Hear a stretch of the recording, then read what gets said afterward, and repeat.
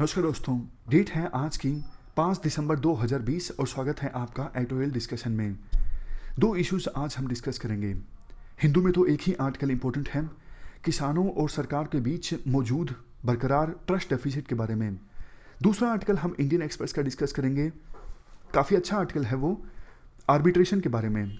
चलिए discussion start करते हैं। First important article, financial disputes को सेटल डाउन करने के लिए आर्बिट्रेशन रिलेटेड बॉडी की आवश्यकता से संबंधित है। आप जनरल स्टडी पेपर 3 के इस टॉपिक से आर्टिकल को रिलेट कर सकते हो। ये सारे एस्पेक्ट्स हम इस आर्टिकल के डिस्कशन में कवर करेंगे। सबसे पहले हम बात करते हैं डिफरेंस क्या है आर्बिट्रेशन और लिटिगेशन के बीच में। एक एग्जांपल की सहायता से हम समझते हैं।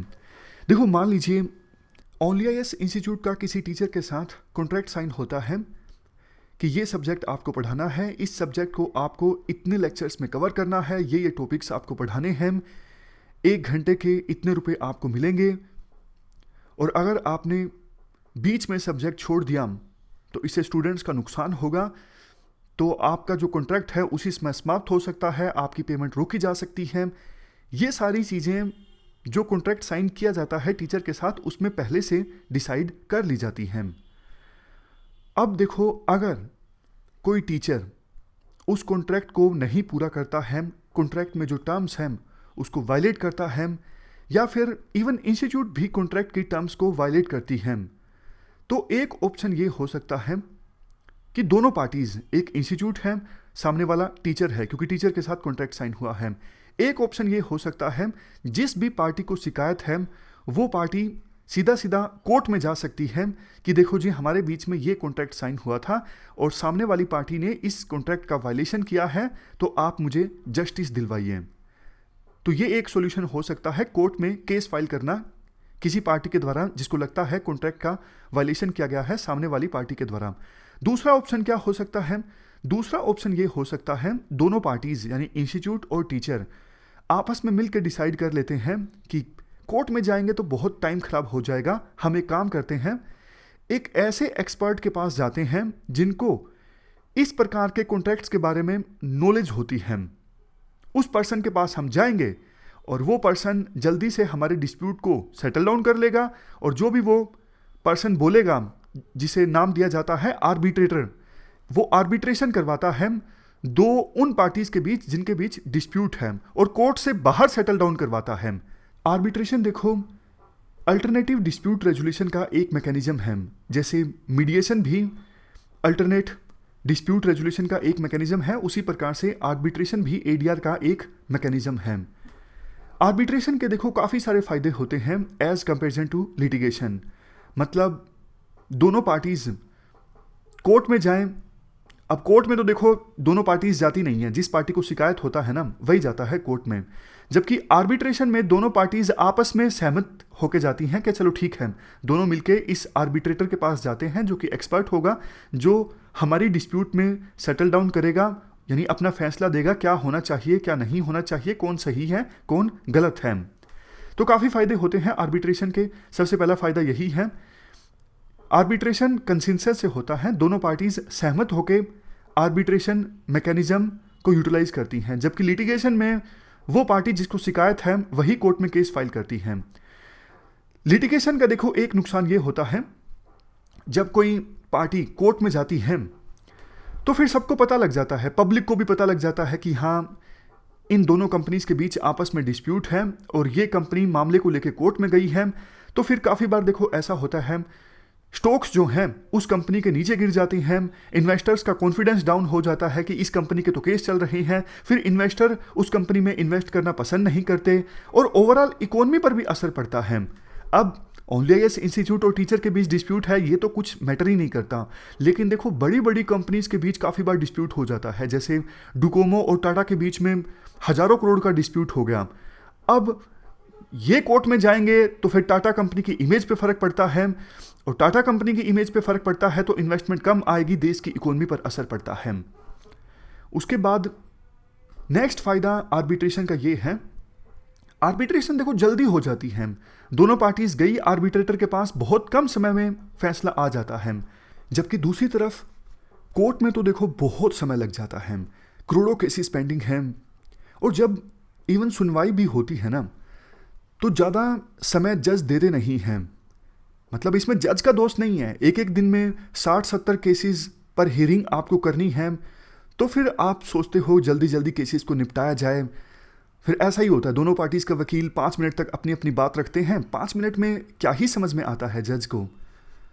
ये क्रिटिसिज्म वाला पॉइंट नहीं है, सच्चाई है। मतलब देखो, आर्बिट्रेटर के पास अगर दोनों पार्टीज जाएंगी, आर्बिट्रेटर तो एक्सपर्ट होता है ना, जैसा मैंने शुरुआत में आपको बताया कि दोनों पार्टीज सहमत होकर ऐसे एक्सपर्ट के पास जाएंगे जिनको इन डिस्प्यूट्स का पता होता है, कॉन्ट्रैक्ट संबंधित सारी नॉलेज होती है।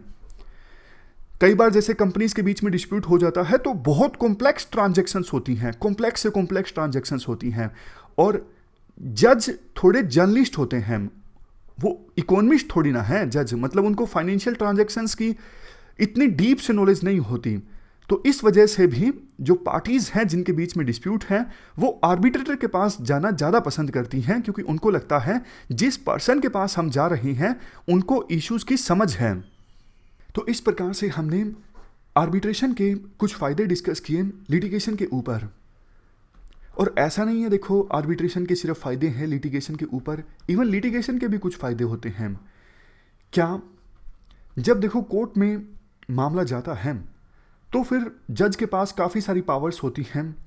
जैसे अगर सामने वाली पार्टी अपीयर नहीं होती है जिसके खिलाफ शिकायत है, तो नॉन अपीयरेंस के लिए वारंट जारी किया जा सकता है। जब तक पूरा मामला सोल्व नहीं हो जाता, समरी जजमेंट दी जा सकती है। कुछ और दूसरे इंटरिम मेजर्स अपनाए जा सकते हैं जस्टिस को इंश्योर करने के लिए, लेकिन आर्बिट्रेटर के पास ये सब पावर्स उपलब्ध नहीं होती। और देखो, अगर कोर्ट में मामला जाता है तो डिफ़ॉल्टर के ऊपर, मान लीजिए किसी कंपनी ने बैंक के पैसे नहीं लौटाए हैं और बैंक ने लिटिगेशन फाइल की है उस डिफ़ॉल्टर के अगेंस्ट कोर्ट में, तो डिफ़ॉल्टर के ऊपर प्रेशर पड़ता है अगर कोर्ट में मामला जाता है, क्योंकि आर्बिट्रेशन की जो प्रोसीडिंग्स हैं वो देखो प्राइवेटली चलती हैं, जबकि कोर्ट में जो प्रोसीडिंग्स होती हैं वो तो आपको पता है पब्लिक डोमेन में रहती हैं। तो ये कुछ फ़ायदे हैं लिटिगेशन के भी, बट जैसा अभी तक आपने समझ ही लिया होगा, आर्बिट्रेशन के ज़्यादा फ़ायदे हैं एज़ कंपेरिजन टू लिटिगेशन। इसी वजह से फाइनेंशियल इंस्टीट्यूशंस और बैंक्स पिछले कुछ सालों में डिस्प्यूट रेजुलेशन के लिए आर्बिट्रेशन को ज़्यादा फॉलो कर रही हैं एज़ कंपेरिजन टू लिटिगेशन। परंपरागत रूप से फाइनेंशियल इंस्टीट्यूशंस और बैंक्स कोर्ट जाया करते थे डिस्प्यूट रेजुलेशन के लिए, बट आर्बिट्रेशन के फ़ायदों के चलते अब आर्बिट्रेशन को ज़्यादा प्रेफर किया जाता है फाइनेंशियल इंस्टीट्यूशंस एंड बैंक्स के द्वारा। यहाँ पे देखो कुछ आंकड़ा भी दिया हुआ है। 2019 में 32% ऑफ ऑल आर्बिट्रेशंस हुई, कहाँ पर? London court of international arbitration में, और 58% ऑफ आर्बिट्रेशंस हुई अमेरिकन आर्बिट्रेशन एसोसिएशन में। ये आंकड़ा देखो हमें ये बताता है कि फाइनेंशियल आर्बिट्रेशन की जो डिमांड है पूरे वर्ल्ड में बढ़ती जा रही है। इसी वजह से कई सारे आर्बिट्रेशन इंस्टीट्यूशंस जो वर्ल्ड के अलग अलग हिस्सों में हैं, फॉर एग्जांपल यूएसए में, नीदरलैंड में, यूके में, वो देखो ऐसे आर्बिट्रेटर्स का पैनल तैयार कर रही हैं। उन्होंने ऐसे आर्बिट्रेटर्स का पैनल क्रिएट किया है जो स्पेशलिस्ट हैं बैंकिंग में एंड फाइनेंस में। समझ गए? अगर देखो ऐसे आर्बिट्रेटर का पैनल जो बैंकिंग और फाइनेंस में स्पेशलिस्ट है तैयार रहेगा, तो फिर डिस्प्यूटेड पार्टीज जो हैं वो उस इंस्टीट्यूशन के पास, उस आर्बिट्रेशन इंस्टीट्यूशन के पास आना पसंद करेंगे ना, क्योंकि उनकी रेपुटेशन इंक्रीज होगी कि हाँ, इस आर्बिट्रेशन इंस्टीट्यूशन के पास अच्छे आर्बिट्रेटर हैं जो कि एक्सपर्ट हैं बैंकिंग में, फाइनेंस में, तो इसके पास हम चलते हैं, यहाँ पर चल के अपना डिस्प्यूट रिजोल्व करवाते हैं। जैसे एग्जाम्पल के तौर पर 2012 में panel of recognised market experts in finance यानी प्राइम फाइनेंस सेटअप किया गया था हेग, नीदरलैंड में, ताकि आर्बिट्रेटर्स का पैनल प्रोवाइड किया जा सके जिनको स्पेशलाइजेशन हासिल हो बैंकिंग में एंड फाइनेंस में। इवन प्राइम फाइनेंस ने फाइनेंशियल आर्बिट्रेशन के लिए अपने रूल भी अलग से बनाए हैं कि वो पार्टीज जिनके बीच में फाइनेंशियल डिस्प्यूट है हमारे पास आती हैं तो किन रूल्स के आधार पर उनके बीच आर्बिट्रेशन को करवाया जाएगा। उसी प्रकार से international swaps and derivatives association इन्होंने भी अपने खुद के आर्बिट्रेशन संबंधित रूल्स बनाए हैं ताकि पार्टीज इस एसोसिएशन के पास आती हैं तो उन रूल्स के आधार पर डिस्प्यूटेड पार्टीज के बीच आर्बिट्रेशन हो सकें। उसी प्रकार से अमेरिका में भी फाइनेंशियल इंडस्ट्री रेगुलेटरी अथॉरिटी ये भी असिस्टेंस एंड एडवाइस करती हैं सिक्योरिटीज के बीच अगर डिस्प्यूट रेजोल्यूशन है उसके लिए। चलो ये सारा बैकग्राउंड हमने समझ लिया। आर्बिट्रेशन ज़्यादा अच्छा है एज कंपेरिजन टू लिटिगेशन, और वर्ल्ड में विभिन्न आर्बिट्रेशन इंस्टीट्यूशंस अपने अपने रूल बना रही हैं, पैनल भी तैयार कर रही हैं आर्बिट्रेटर्स का जिनको स्पेशलाइजेशन हासिल है फाइनेंस में एंड बैंकिंग में। अब बात करते हैं इंडिया की। इंडिया में क्या सिनेरियो है? इंडिया में देखो विभिन्न पार्टीज के बीच फाइनेंशियल डिस्प्यूट्स तो इंक्रीज हुई हैं। इवन बहुत सारे जो बड़े बड़े कॉर्पोरेट ग्रुप्स हैं वो डिफॉल्ट कर गए हैं, जैसे अनिल अंबानी का रिलायंस ग्रुप, विजय माल्या का किंगफिशर, नीरव मोदी का फायर स्टार डायमंड्स। तो एक स्पेशलाइज्ड इंस्टीट्यूशन की आवश्यकता है फाइनेंशियल आर्बिट्रेशन को टैकल डाउन करने के लिए, उनको सेटल डाउन करने के लिए। अलग से एक अल्टरनेटिव बॉडी की आवश्यकता है, जैसे नीदरलैंड हेग में ये प्राइम फाइनेंस है, लेकिन हमारे देश में ऐसी कोई बॉडी नहीं है। अगर हमारे देश में दो पार्टीज जिनके बीच में फाइनेंशियल डिस्प्यूट्स हैं अगर वो आर्बिट्रेशन के लिए जाते भी हैं तो ज़्यादातर रिटायर्ड जजेस के पास जाते हैं, लेकिन रिटायर्ड जजेस जैसा हमने पहले भी डिस्कस किया वो जर्नलिस्ट होते हैं, उनको फाइनेंस एंड फाइनेंशियल मार्केट की स्पेशलाइज्ड नॉलेज नहीं होती। तो इसीलिए राइटर अपनी तरफ से सजेशन देते हैं institute of chartered accountants of India यानी ICAI। ये अपने आप में एक ऐसा इंस्टीट्यूशन है जिसमें प्रोमिनेंट फाइनेंशियल एक्सपर्ट्स होते हैं। तो गवर्नमेंट को इस बॉडी के साथ कंसल्ट करके एक पैनल बनाना चाहिए जिसमें एक्सपर्ट्स हों, फाइनेंशियल एक्सपर्ट्स, ताकि वो फाइनेंशियल एक्सपर्ट्स फाइनेंशियल आर्बिट्रेशंस को फैसिलिटेट कर सकें, मतलब फाइनेंशियल आर्बिट्रेशंस में आर्बिट्रेटर का काम कर सकें। देखो वैसे गवर्नमेंट चाहती है कि इंडिया ना सिर्फ आर्बिट्रेशन फ्रेंडली कंट्री बने बल्कि आर्बिट्रेशन का हब भी बने। क्या फ़ायदा होगा? देखो अगर इंडिया एक आर्बिट्रेशन फ्रेंडली कंट्री है तो ज़्यादा इन्वेस्टमेंट आएगी ना इंडिया में, और अगर इंडिया आर्बिट्रेशन का हब बनता है तो दूसरे देशों में जो कंपनीज हैं उनके बीच में भी अगर डिस्प्यूट होता है तो वो इंडिया में आएंगे कि हाँ इंडिया का जो आर्बिट्रेशन सिस्टम है ज़्यादा अच्छा है, यहाँ पे चलते हैं अपने डिस्प्यूट को सोल्व करवाने के लिए।